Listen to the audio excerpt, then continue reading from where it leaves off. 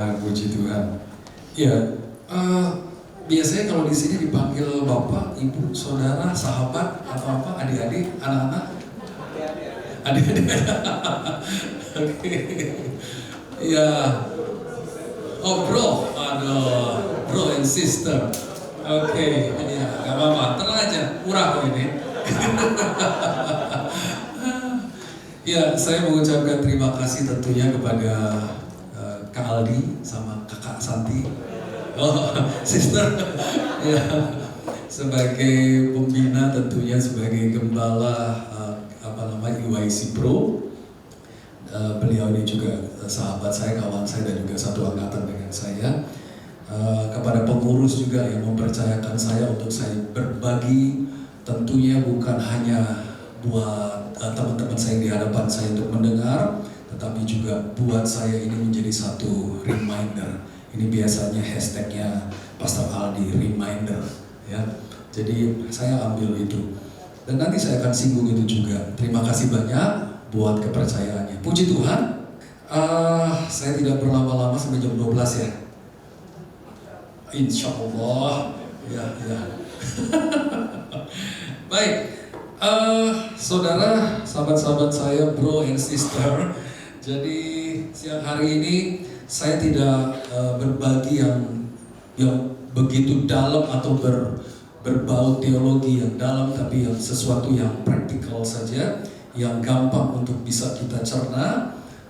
Kita tahu tentunya teman-teman bahwa kita ini diibaratkan seperti sebuah garam, betul ya?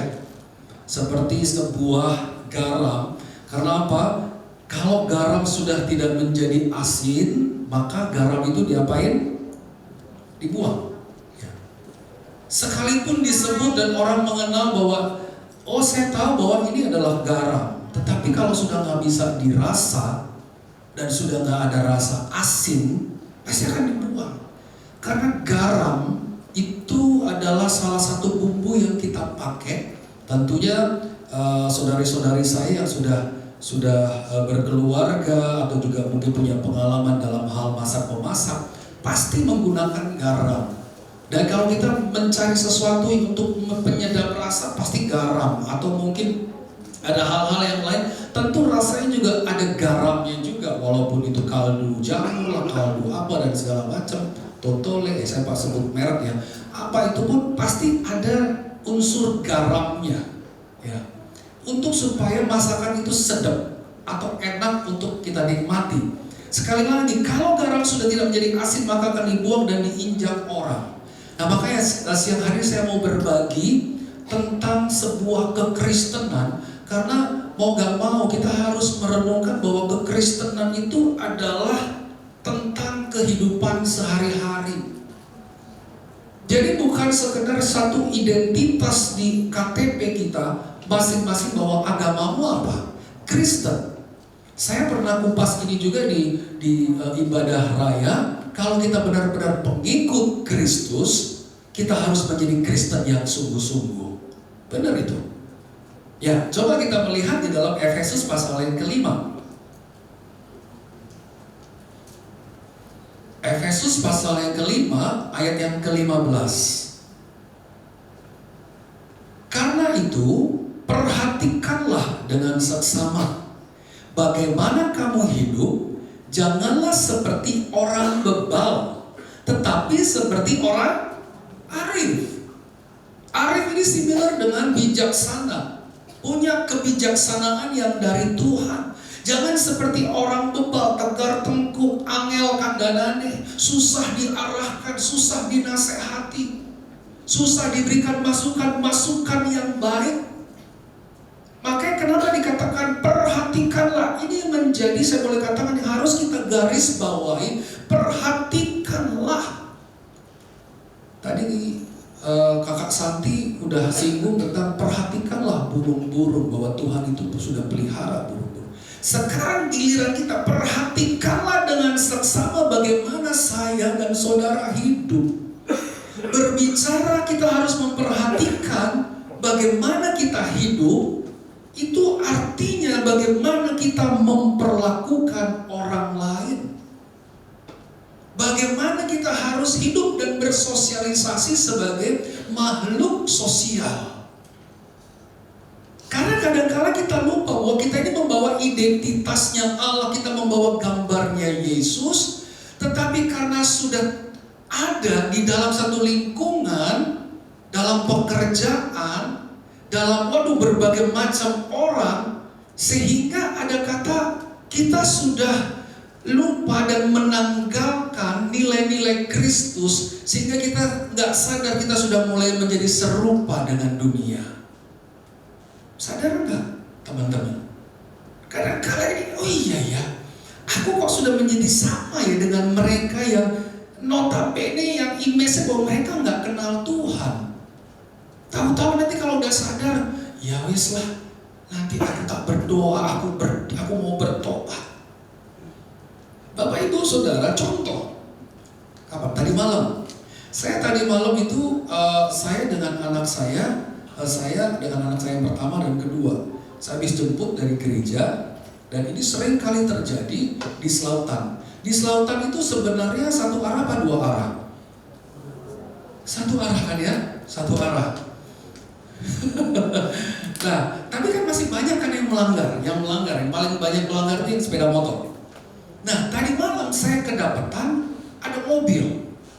Jadi ada mobil mau berhadapan-hadapan dengan saya.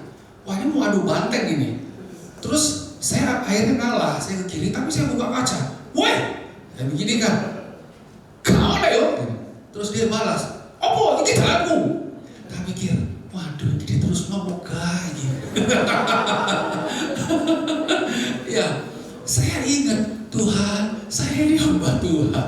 Nah, hal-hal yang seperti ini, sadar nggak sadar Bapak Ibu, saudara-saudara, teman-teman saya, sahabat-sahabat saya, kenapa Rasul Paulus mengingatkan kepada jemaat di Efesus, kita ini masih hidup di dalam daging. Kalau kita nggak diingetin oleh Roh Kudus, kamu nggak boleh begitu. Kalau walaupun kamu melihat ada pelanggar-pelanggar, ya wes lah, gitu loh. Jadi pakai bahasa Iwan, ya wes lah, daripada rame. Tapi saya sempat itu spontan karena empat banget ini melanggar nih orang. Mungkin bisa jadi saya nggak usah teriak, saya diem, ayo kuat-kuatan, kamu mundur apa saya maju? Karena dia mobilnya sedan, saya lebih tinggi, wes kuat-kuatan naik. Bisa aja seperti itu, tapi ya wes lah saya minggir. Tapi satu hal ini orang melanggar, tapi tetap saya doakan, Tuhan ampuni saya juga ampuni orang itu. Mungkin saya waktu juga spontan saya ngomong karena saya banget ngeliat dia orang, tapi Tuhan kuduskan saya, besok saya mau melayani. Jangan saya bawa kebencian di mimbar gara-gara orang ini ya. Jadi hal-hal yang seperti ini. Jadi saudara-saudara yang dikasih Tuhan, jadi bagaimana kita hidup? Ini tentang bagaimana kita harus memperlakukan orang lain.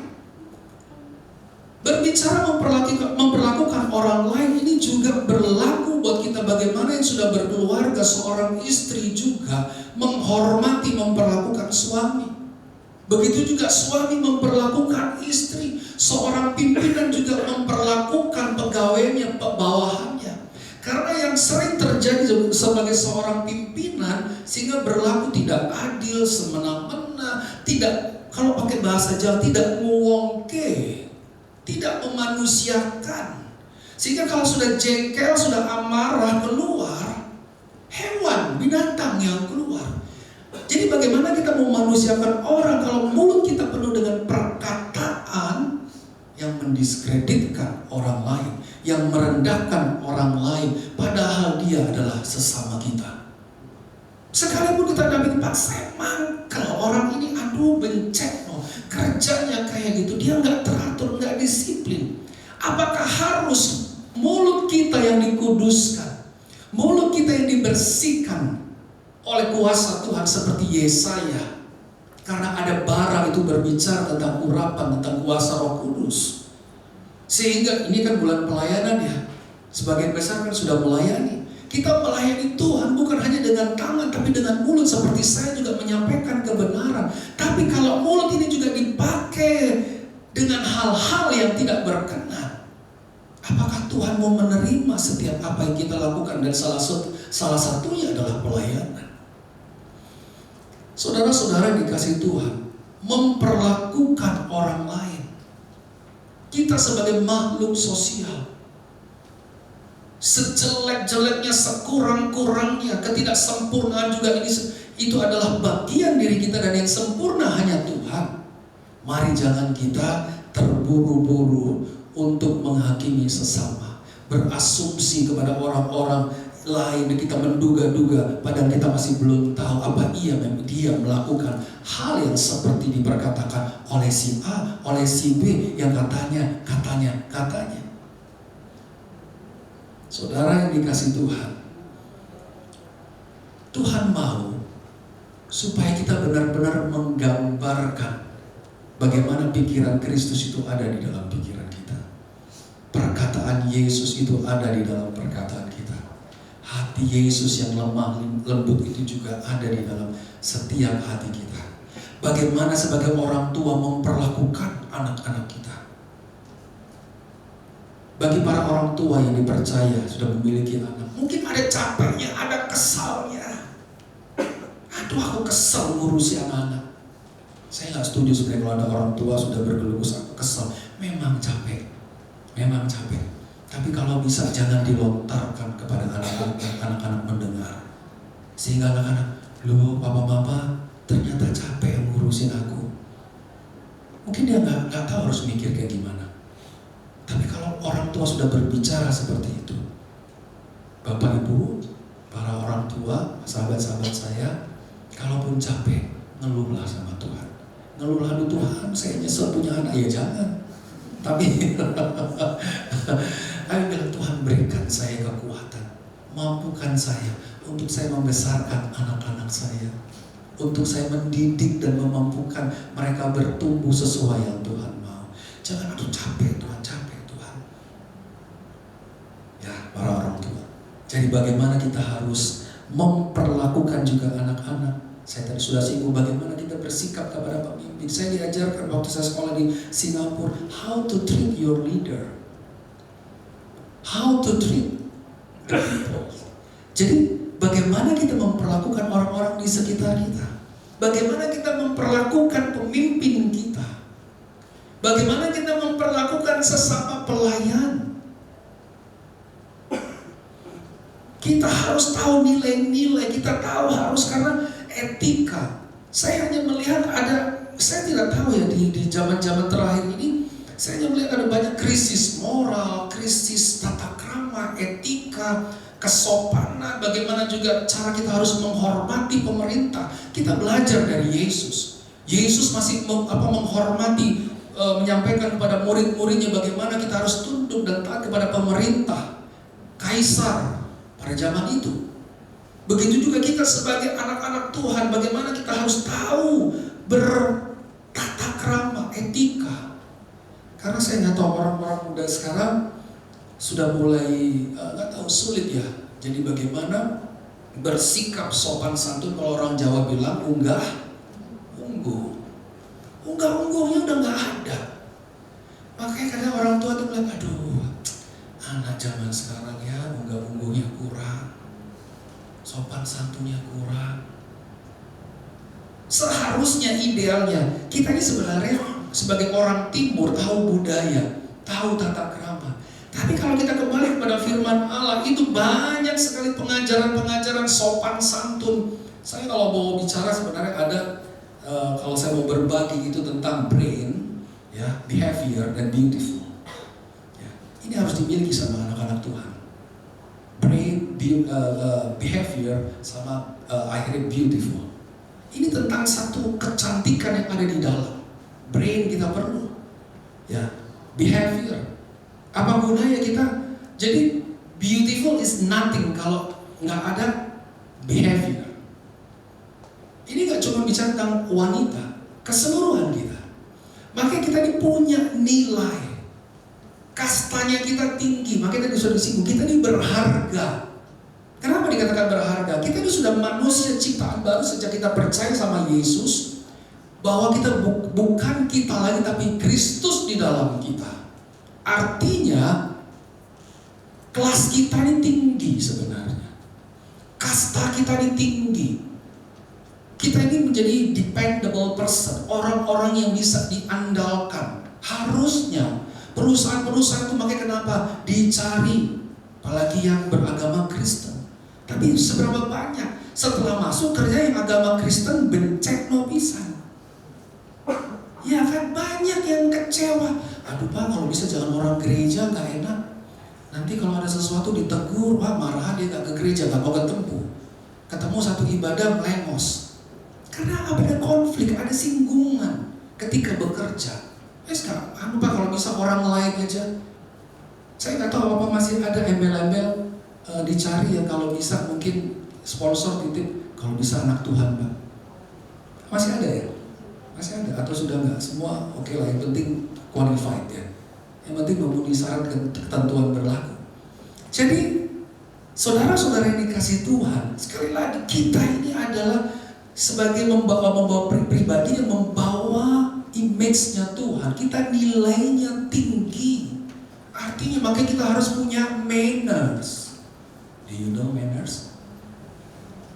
Apa itu? Contoh kalau mau makan aja. Harus si anak Tuhan tuh punya manners cara makan. Nah, saya pelan-pelan saya ngajarin sama anak saya kalau makan jangan kecap ya. Duduknya harus tegak, taruh garpu di mana, sendok di mana. Pernah sekali waktu anak saya tuh, apalagi saya punya anak cewek satu, makan kalau di rumah bener di kursi sofa bed gitu. Tapi kakinya naik, nggak bilang, tutup warteg ya turun. Kakinya. Jadi makan, jadi pelan-pelan, apalagi cewek. Nah ini sebagai orang tua harus mengajarkan kepada anak-anak. Walaupun tidak punya anak-anak, harus mengajarkan kepada anak-anak muda. Harus punya manner, kita harus punya kelas. Kita ini berharga. Yang setuju katakan? Karena kita ini anak Tuhan, kita ini anak raja. Ya. Jadi sehingga kita bisa tahu bagaimana kita memperlakukan juga sesama, memperlakukan orang-orang di sekitar kita. Karena kita nggak mau kan kalau kita diperlakukan oleh orang lain, ya semena-mena kita direndahkan. Ya kita lihat Lukas 6 ayat 31.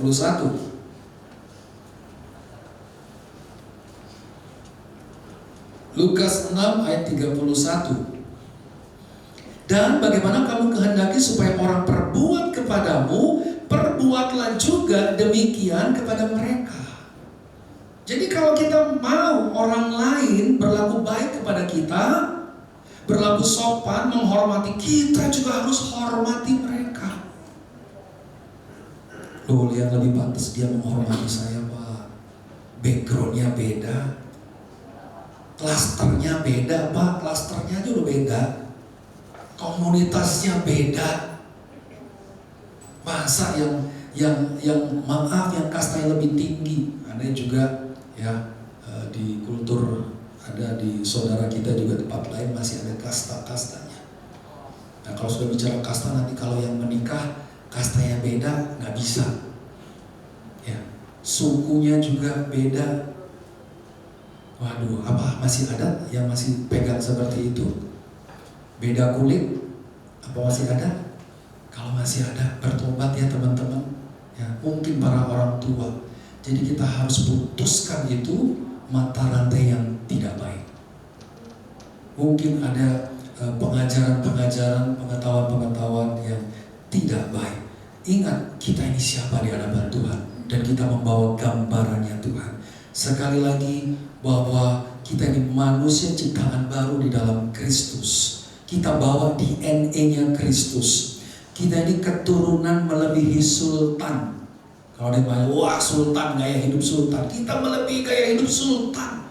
Karena raja di atas segala raja itu Yesus yang ada di dalam kita, dan kita keturunannya dia. Amin. Peradabannya tinggi, punya manners, kita warga negara kerajaan Allah. Nah kalau kita ini punya peradaban, saya nggak tahu juga saudara-saudara seberang seringkali kalau lihat di netizen itu di sosial media adab itu apa tuh? Bahasa Arab itu ya, nggak tahu saya. Nggak sesuai adab apa gitu. Kalau saya di Instagram itu kadang saya juga komen, nggak paham aku adab itu apa. Yang saya tahu bahwa kita ini adalah memiliki peradaban yang tinggi. Artinya apa yang bisa kita munculkan, kita nggak mesti harus sama standarnya kayak mereka. Yuk kita lihat di dalam Lukas 6 ayat 35. Tapi saya baca, mohon izin saya baca di dalam bahasa Indonesia, bahasa kini ya. Atau bisa ditampilkan juga di punya versinya. Oke, nggak apa-apa kalau nggak ada, ditampilkannya terjemahan baru, tapi saya bacakan. Oke, saya bacakan dulu yang ini ya. Tetapi kamu kasihilah musuhmu. Oh, sama kali ya. Oke, langsung saya baca bahasa Indonesia masa kini. Seharusnya bukan begitu. Kalian sebaliknya harus mengasihi musuhmu dan berbuat baik kepada mereka. Kalian harus memberi pinjam dan jangan mengharap mendapat kembali. Soro ini Bapak Ibu. Kalau kayak gini. Bila demikian, upahmu akan besar dan kalian akan menjadi anak-anak Allah yang maha tinggi. Lihat, anak-anak Allah yang maha tinggi. Sebab Allah baik hati terhadap orang yang tidak tahu terima kasih dan terhadap yang jahat juga. Ini yang saya sebut extraordinary. Nggak biasa-biasa. Bahkan dikatakan seharusnya, ini penjelasan, seharusnya nggak gitu. Kalau kita berbuat baik sama orang yang berbuat baik, biasa itu. Orang dunia juga lakukan itu. Itu ada penjelasan di ayat-ayat sebelumnya.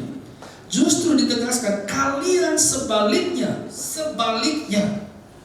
harus mengasihi musuhmu dan berbuat baik kepada mereka. Susah kan ini? Ini sesuatu yang susah. Tetapi kalau kita memiliki satu peradaban yang tinggi, punya manners, punya hatinya Tuhan, punya cintanya Tuhan, inilah yang harus kita lakukan walaupun ini susah. Kita harus berjuang untuk itu, untuk melakukan ini semua. Sehingga kita dibuat berbeda, sungguh berbeda. Tapi kebanyakan sulit untuk menerapkannya. Kita kadang up and down. Aduh iya ya, kok aku tadi berbuat ini seperti yang saya alami. Aduh iya, ngapain aku tadi kok teriak-teriak sama orang itu. Anak saya sampai kaget, loh kenapa Dede? Enggak itu loh, melanggar itu kurang ajar. Saya sampai bilang sama anak saya, stupid itu, bilang bodoh itu mereka, nggak tahu aturan. Tapi buat saya sih, ini kurang pantas buat saya dan didengar anak-anak saya. Kita harus benar-benar memiliki kehidupan yang extraordinary. Jadi teman-teman, saudara yang dikasih Tuhan, apalagi ada kalimat setelahnya. Kalian harus memberi pinjam dan jangan mengharap mendapat kembali. Makanya tadi saya bilang soro, susah. Tapi seberapa banyak kita? Jual yo, gue balik lo yo, bulan depan. Ya wes gue. Tapi kadang banyak sekarang orang-orang, waduh, yang dipinjemi lebih galak. Saya tahu, gak percaya sih. Kita udah kenal. Waduh, padahal kita yang minta yang lagi juga perlu dan butuh. Saudara, tapi inilah yang Tuhan mau. Tapi memang sulit. Alkitab itu sebenarnya relevan, ya. Segala zaman, dari zaman dahulu bahkan sampai sekarang, kita tahu kalau bankers pakai begini, bangkrut. Betul ya, Ibu ya? Masa boleh pinjam nanti saya kasih kredit, kapan dikembalikan terserah gitu. Macet Pak banknya Pak. Gitu ya. Nggak bisa, mau nggak mau memang ada waktunya. Jadi harus dikembalikan. Jadi teman-teman, saya diajarkan oleh almarhum Om Silas, lek utang kudu balik. Jadi itu kelihatan kalau orang nutup pintu, buka pintu nggak segera ditutup, berarti kalau utang nggak tahu bayar. Itu Om Silas almarhum yang ngomong, ya. Jadi itu teman-teman. Jadi ini satu nilai. Ini menjadi satu perenungan buat kita. Makanya kenapa? Perhatikanlah bagaimana kamu hidup. Perhatikanlah bagaimana kita bergerak, kita bersosialisasi, kita bekerja, kita melakukan banyak hal. Apakah kita benar membawa nilai-nilainya Tuhan? Kita tahu seharusnya memperlakukan saudara-saudara kita, memperlakukan teman-teman kita, bahkan sebaliknya musuh-musuh kita. Karena inilah firman Allah. Kalau kita melakukan itu dengan hati yang tulus, Lihat tadi firman Allah. Bila demikian upahmu akan besar dan kalian akan menjadi anak-anak Allah yang maha tinggi. Upahmu besar. Percaya nggak? Amin. Kita akan mendapat upah yang besar. Kalau teman-teman ragu tentang bagaimana Tuhan akan mengupah kita, mengasih reward kepada kita, wah ya, gak tahu lagi. Keputusan saya kembalikan kepada teman-teman. Kalau teman-teman mau mengalami campur tangan Tuhan dan kebaikan Tuhan, dan itu ada di dalam bisnismu, di dalam pekerjaanmu, dalam rumah tanggamu, di dalam pelayananmu, lakukanlah firman Tuhan. Yang kedua, kalau tadi saya katakan bagaimana kita memperlakukan sesama, baik yang baik ataupun yang jahat. Yang kedua, bagaimana kita harus memperhatikan hidup, yaitu kita baca dalam Kolose pasal yang ketiga. Ini tadi sudah disinggung kalau nggak salah pagi di offering preaching di ibadah raya. Kolose 3 ayat 23 sampai 24.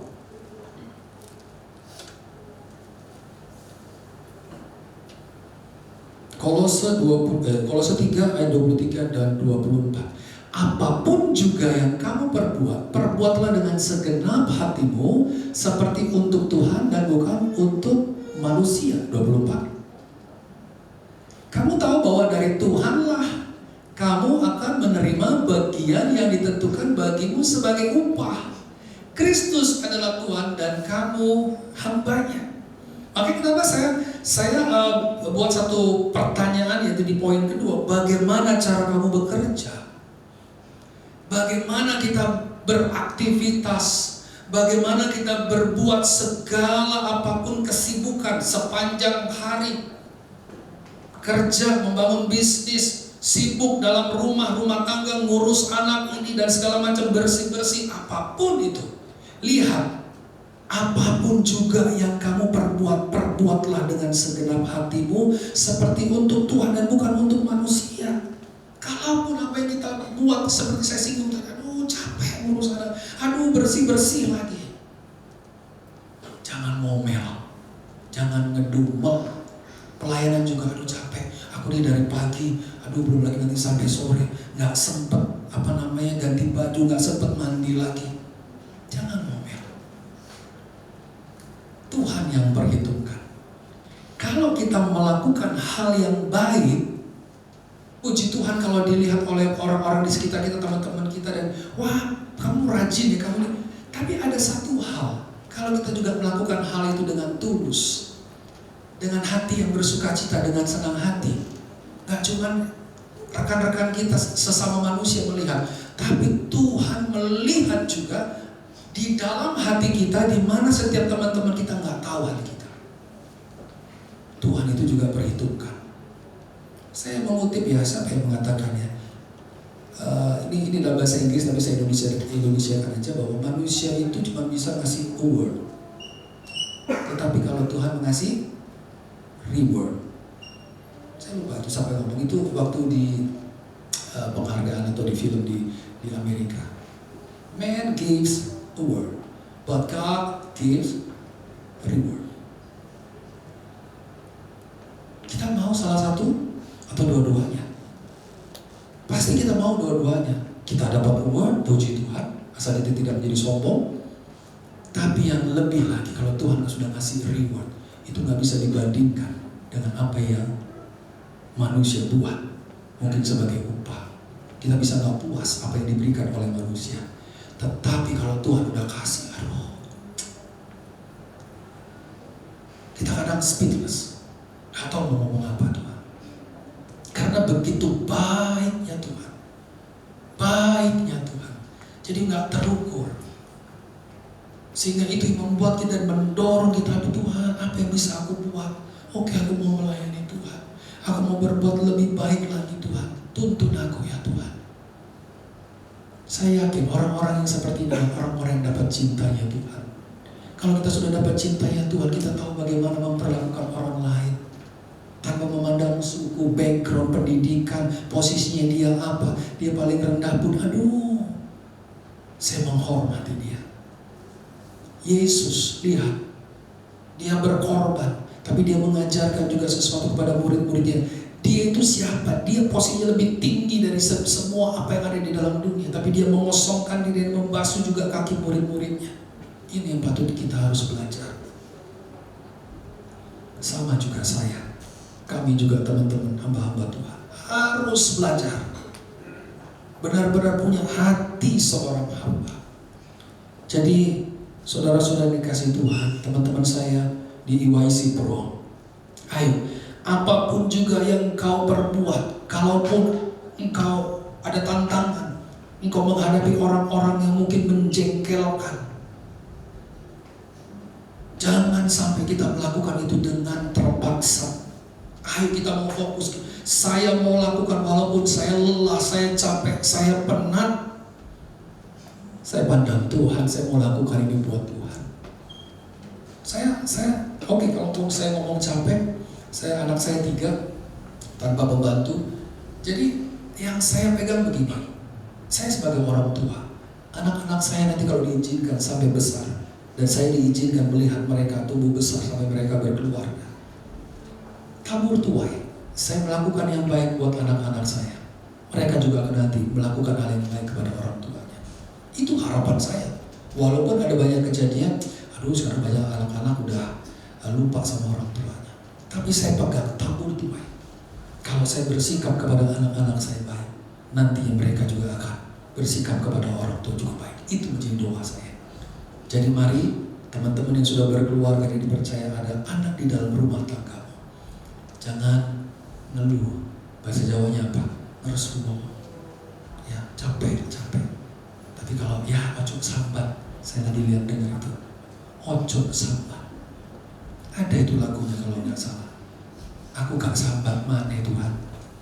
Ya, aku nggak mau sambat lagi Tuhan. Aku nggak mau komplain lagi Tuhan. Aku nggak mau berkeluh kesah lagi Tuhan. Karena aku lihat Tuhan, aku kerjakan ini untuk Tuhan. Amin. Yang mau mengerjakan untuk Tuhan harus tetap semangat. Ya, apapun itu kau bangun. Lanjut lagi. Ya. Saya ajak kita melihat di dalam Efesus 5 pasal yang ke-11. Kita lihat dulu di Titus 1 ayat 16 ya. Titus 1 ayat 16.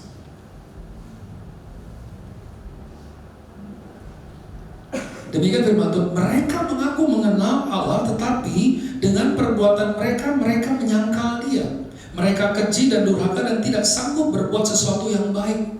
Nah, ini berbicara integritas. Kalau poin yang kedua tadi ada pertanyaan, bagaimana cara kamu bekerja? Bagaimana kalau dibawa lagi dihubungkan ke poin yang pertama, bagaimana engkau memperlakukan sesamamu? Karena pada kenyataannya banyak orang-orang yang bahwa saya Kristen, saya mengenal Allah, saya ke gereja, saya melayani, tetapi perbuatan mereka yaitu mereka menyangkal Yesus. Mereka tidak melakukan apa yang Yesus lakukan yang seharusnya. Seperti Yesus lakukan selama Yesus melayani 3,5 tahun. Bagaimana memperlakukan orang percaya bahkan orang yang tidak percaya. Jadi ini menjadi satu perenungan buat kita. Dikatakan malah mereka keji dan durhaka dan tidak sanggup berbuat sesuatu yang baik. Kalau saya baca di dalam firman Allah yang hidup, Titus 1 ayat 16, orang-orang semacam itu mengaku bahwa mereka mengenal Allah. Tetapi dari tindak tanduknya kita tahu bahwa mereka sebenarnya tidak mengenal Allah. Dan ini yang lebih perkataan, mereka busuk dan tidak taat. Serta sama sekali tidak dapat diharapkan berbuat baik. Gimana ya ada anak-anak Tuhan, orang gereja melayani juga, dikatakan bahwa tidak dapat diharapkan berbuat baik. Terus bikin apa mereka? Makanya gak heran kalau ada juga jemaat gak mau ke gereja karena udah kehilangan figur atau contoh yang seharusnya mungkin hamba Tuhan atau pendeta berbuat baik menurut pandangan dia, tapi dia tidak menemukan dia. Makanya dia gak mau pilih ke gereja. Saya tak ada omah, yang penting saya harus berbuat baik. Ini juga nggak benar. Tetapi kita harus cari sumbernya. Ada banyak, sampai ini kalau saya boleh cerita ya teman-teman, ini saya kenal, tapi semoga ini nggak benar karena ini kakaknya dia, karena saya ngomong ini saya kenal. Ini dari orang tuanya itu melayani di gereja di Surabaya. Saya nggak sebut ya nama gerejanya. Dan dibilang nanti orang tua ini pendeta. Anaknya juga melayani, bahkan disebut sebagai pendeta muda. Tetapi ketika anak mantunya datang terus ngomong-ngomong, akhirnya ditanya mau kemana? Ini aduh nggak seharusnya keluar omongan seperti ini. Ini loh, ngeterno lonte ini. Bapak Ibu, ini anak menantunya disebut ngeterno, ya itu tadi. Ya semoga ini nggak benar. Berarti ini ada hubungan antara mertua dan anak menantu yang kurang baik. Ini yang saya tadi katakan, perhatikanlah bagaimana kau hidup. Apakah seperti orang bebal yang susah dikasih tahu, susah untuk mendengar kebaikan dan kebenaran dan melakukannya? Atau kita harus lebih bijaksana, lebih sabar. Bagaimana kita nguongke orang? Meskipun mungkin mendapati anak mantuku ini bukan sing api, bukan gak kayak ini, mungkin dibanding-bandingkan. Apakah ia terus mengeluarkan satu perkataan dan memperlakukan yang harusnya anak menantunya sendiri? Itu harus dengan baik, dengan sopan, dan tetap menghormati. Dan jangan sampai ini terjadi, Bapak Ibu. Makanya kenapa besannya, ini kalau saya telusuri, besannya nggak cuma itu yang dilihat. Aduh, kok pelayanan, cari pendeta, kok ngono, katanya pendeta kok kayak gitu. Sampai hari ini nggak ke gereja. Saya kenal betul. Kenapa? Ada kecewa, ada ketidakpuasan. Di gereja tidak mendapatkan satu sukacita. Di gereja bukan dapat berkat, tapi dapat aduh. Jadi disebut orang-orang yang ke gereja itu disebut orang-orang yang munafik. Dibilangnya seperti itu. Ini tanggung jawab kita, tugas kita. Bisakah kita memunculkan menjadi orang-orang yang extraordinary? Sekalipun ada perkataan yang menyudutkan, tapi kita masih balas dengan kata-kata berkat. Aku mengasihimu, aku memberkatimu. Bagaimana kita juga bekerja waktu di kantor. Di gereja kelihatan semua manis. Ayo kalau di kantor juga tunjukkanlah pribadi-pribadi orang-orang yang manis. Ya, kalaupun ada saudara-saudara kita, kawan-kawan kita, pekerjaannya nggak sempurna, ada kesalahan, ada kelalaian, ya sampaikan, tegurlah dengan kasih. Jangan sampai menyudutkan, jangan sampai merendahkan, jangan sampai melukai. Ini yang saya pegang prinsipnya kami membangun rumah tangga. Kekurangan saya, kekurangan istri saya, Tuhan ingatkan saya. Apapun itu, jangan sampai ada yang terluka. Kamu sebagai suami dan juga istrimu, jangan saling melukai. Karena ketika dilukai itu bahaya, itu akan menjadi ilfil. Ada dua kalimat sebenarnya untuk mengatasi konflik ini yang sering saya bagikan kalau saya konseling pranikah untuk mengatasi konflik. Yang pertama, harus sering-seringlah say sorry. Dan yang kedua apa kira-kira untuk mengatasi konflik setelah say sorry? I love you, bukan thank you. I love you. Oh, kalau I love you ini kalau sering ngomong begitu, ini pergumulan buat saya. Saya bukan tipenya yang suka ngombar apa namanya, sebentar. I love you sayang, halah. Saya itu lebih baik saya itu menunjukkan saja. Saya nggak sering-sering. Kan saya manggil istri saya manggil nama, Wah, I love you. Kering kabeh aku. Jadi, tapi saya belajar. Istri saya, nah ini kakak, ini gogonya ini. Ini kakak ipar, tapi lebih tua saya. Aduh. Jadi kalau kalau istri saya ngomong, atau Dad, I love you. Ya, saya cuma jawabnya gitu tau. Jawab kok iya. Mau ngomong I love you too gitu. Jadi saya didikte. Nah, itu untuk mengatasi konflik. Jadi teman-teman, kita harus sering-sering bahwa mau benar atau mau salah, say sorry. Maaf ya kalau aku salah. Ya, maaf ya. Itu akan meredam konflik dan pertengkaran. Ya. Ini yang saya hubungkan bagaimana kita memperlakukan sesama. Istri atau suami kan sesama, betul kan, sesama manusia. Jadi harus tahu bagaimana memperlakukan istri kita, suami kita. Banyak-banyaklah say sorry. Dan setelah itu, I love you.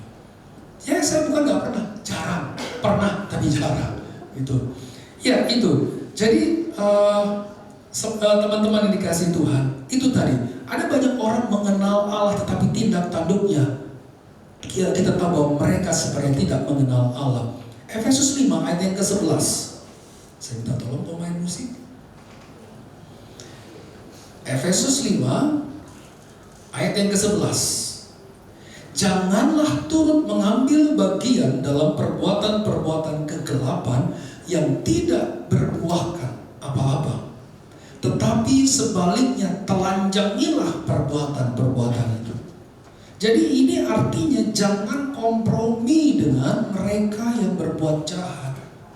Jangan kita ikut arus dengan mereka menjadi serupa seperti mereka. Kita harus yang menelanjangi mereka. Kita harus yang mengubah mereka, mempengaruhi mereka, bukan mereka yang mempengaruhi kita. Dan kita berubah tidak menjadi baik. Maka dikatakan janganlah turut mengambil bagian dalam perbuatan-perbuatan kegelapan yang tidak berbuahkan apa-apa. Ayo kita menghasilkan buah yang baik. Ya. Efesus 5 ayat yang ke-9. Karena terang hanya berbuahkan kebaikan dan keadilan dan kebenaran. Jadi saudara-saudara saya dikasih Tuhan, mau tetap bercahaya terangmu, mau tetap bersinar terangmu, atau kita memutuskan aku menjadi gelap saja. Karena kalau aku tidak menjadi gelap, aku akan ditinggalkan oleh teman-temanku. Orang-orang atau kolega yang aku kenal, dan ini urusannya dengan bisnis, dengan pekerjaan yang aku buat, yang aku bangun. Kalau aku, kadang kita berbantah-bantah, kita mulai kompromi, ya sebentar aja lah, sementara aku menjadi serupa, setelah itu aku menarik diri. Kita nggak bisa seperti itu. Kita nggak bisa menjadi anak-anak Tuhan yang musiman. Sebentar kita bertobat, sebentar kita menjadi serupa dengan mereka, dikatakan mereka keji, mereka jahat, mereka nggak taat. Ini membuat anak-anak Tuhan yang lain menjadi mereka munafik. Kelihatan mereka di gereja tepuk tangan, mereka mengangkat tangan, tapi coba kelihatan kalau di kerjaan. Karena ada, mungkin pernah saya saksikan juga di tempat kerja yang sama. Aduh Pak, itu sebenarnya orangnya seperti ini. Kalau di gereja pelayanan, tapi banyak orang-orang yang kecewa. Tapi mari, ya memang pernah disampaikan ke Aldi juga bahwa kita gak bisa nyenengin semua orang, gak bisa. Tapi setidaknya kalau kita bisa berbuat sesuatu yang baik, intinya make him smile, buatlah Tuhan tersenyum. Itu intinya, buat Tuhan tersenyum. Itu kalau gak salah ada di Bilangan 6 atau 2 ayat 24. Tapi kalau dalam bahasa Indonesia itu beda, bukan make him smile. Itu dalam bahasa Inggris. Saya lupa di versi Amplified atau di The Message-nya. Jadi mari kita buat Tuhan itu tersenyum. Saudara yang dikasih Tuhan, sebagai yang terakhir, kalau kita mau bisa dan dimampukan memperlakukan sesama kita dengan baik, kita harus bergaul dengan Tuhan. Setuju ya? Kita harus bergaul dengan Tuhan. Di mana kita bergaul? Salah satunya di tempat ini. Ketika tadi saya masuk, saya merasakan hadirat Allah luar biasa. Kalau Kak Santi tadi bilang bahwa terima kasih tim PAW, saya juga mau mengucapkan terima kasih. Saya benar-benar merasakan hadirat Allah yang kuat. Kalau bisa terus nyanyi aja menikmati hadirat Tuhan. Hadiratmu Tuhan, Luar biasa, ku rasakan. Benar-benar, dan ini harus dipertahankan dan terus ditingkatkan. Karena di dalam hadirat Allah itu ada kemerdekaan. Dalam hadirat Tuhan itu ada pengharapan. Dalam hadirat Tuhan itu ada kesembuhan. Dalam hadirat Allah itu ada sukacita. Maka kita harus bergaul dengan Allah. Ketika kita bergaul dengan Allah, salah satunya kita nggak boleh meremehkan ibadah. Kita nggak boleh berperhitungan dengan ibadah, karena kita sedang dilatih roh kita oleh Tuhan supaya kita peka mendengar suara Tuhan. Maka tadi kalau saya katakan hashtag Eka Aldi reminder, saya boleh katakan the best reminder for our life is Holy Spirit. The best ya reminder, pengingat yang luar biasa, yang hebat, yaitu Allah Roh Kudus. Kamu udah mulai jauh loh. Kamu udah mulai marah-marah hari-hari ini. Kamu udah mulai gak disiplin loh. Itu Roh Kudus, ingatin. Seperti halnya sekali lagi saya sampaikan tadi malam. Ngapain kamu kata di kayak itu, sudah biarin. Itu anggaplah orang-orang yang memang gak tahu aturan. Diingatkan oleh Roh Kudus. Harus tiap hari. Dan saya selalu ingat, dan ini oleh mama mertua, Yusak harus jadi tawanan roh. Itu istilahnya, tawanan roh, dan itu perkataan Rasul Paulus. Saya manggil Tante Vece. Ya, Tante Vece itu mamanya, mama mertua. Waktu saya masih sekolah, Tante Vece selalu cerita sama saya, kita harus jadi tawanan roh. Itu mamanya Kak Aldi.